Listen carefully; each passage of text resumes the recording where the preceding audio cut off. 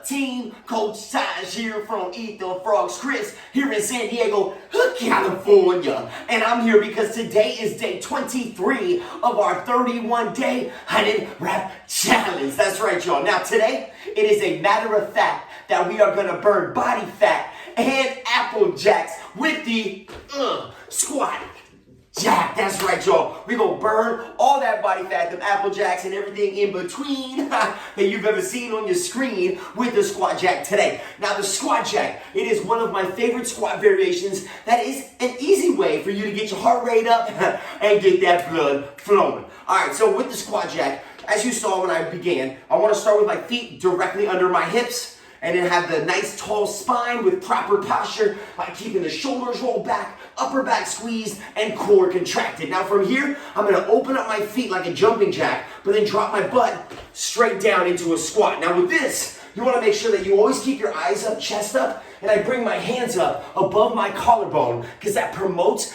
better posture, and that promotes basically the mind muscle connection to tell my body to keep my chest up. When you bring your hands up, that naturally allows your eyes to stay elevated, which then allows your upper body, your torso, your chest, everything also to stay upper elevated, so you are not sacrificing your posture or spine. Now, when you drop your butt down, going as low as you can, really keeping the eyes and chest up, and then popping back up into that standing position. Once again, you can have your feet about hip width, or maybe even a little more narrow, depending on how quick that you are doing your squat jack. Now notice, I am working hard to get my butt to about knee line, trying to get that hip down to knee line.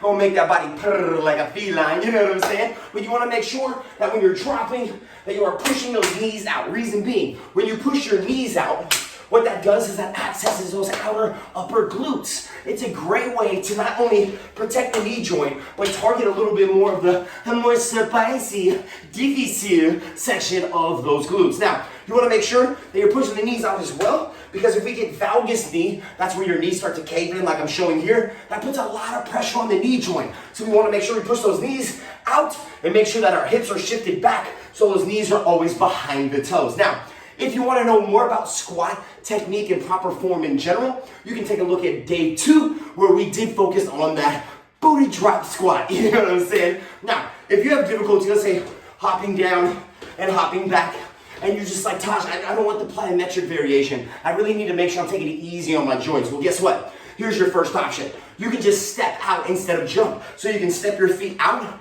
bringing those feet to just outside of those hip width. You're going to bring that butt straight down into a squat. Stand up, bring the feet in. So make sure when you're going with this variation, you're changing which foot is leading the step. So change which foot is initiating that step out, but you always want to push your butt down. The biggest thing is actively pressing your butt down. Reason being, that's going to allow your body to get a little deeper. The more that you push and you actively tell your body, hey, I want to go lower, that is your body is going to actually respond to that. You have to make that neurological connection and really utilize those mind muscle pathways so you can get more out of your body in the backside. You know what I'm saying? Now, if this first option of stepping out, you know, maybe you're having Taj, I can't get the coordination. I'm having difficulty with that. Well, you can always just plant your feet and do a good old-fashioned air or body weight squat. That's totally fine as well. Once again, keeping the core tight, chest up, making sure those knees are behind the toes and pressed out so we're really accessing the glutes and protecting those joints and really dominating the weight in the heels. But you also want to grip with that middle toe, that third toe in to create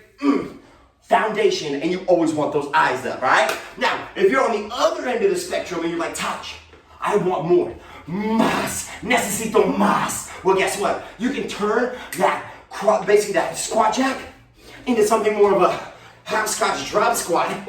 It's like you're on the playground, bringing those legs across and then down. So a crisscross jack or a hopscotch drop squat, whatever you prefer to call it. Or if you want to turn it up another notch, flutter kicks. Woo! It's more butter when you add the flutter, you know what I'm saying? Now you can do whatever you need to do, but make sure when you're landing, those hands are up, so the chest is up, and you are protecting the entirety of the spine. Now once again, with the regular squat jack, you're just in and out. That first option, you can step those feet in and out. You can also just keep the feet planted and knock out regular air squats. And then with those challenges, once again, you can go with the flutter kick if you really want to step it up, or maybe that crisscross jack, the hopscotch drop squat, Whatever you're into, go get it. Go get your 100 reps. I'm about to go get mine. And by summertime, we're going to be summer fine. All right, y'all. Your turn. I'm about to get mine. Let's get it.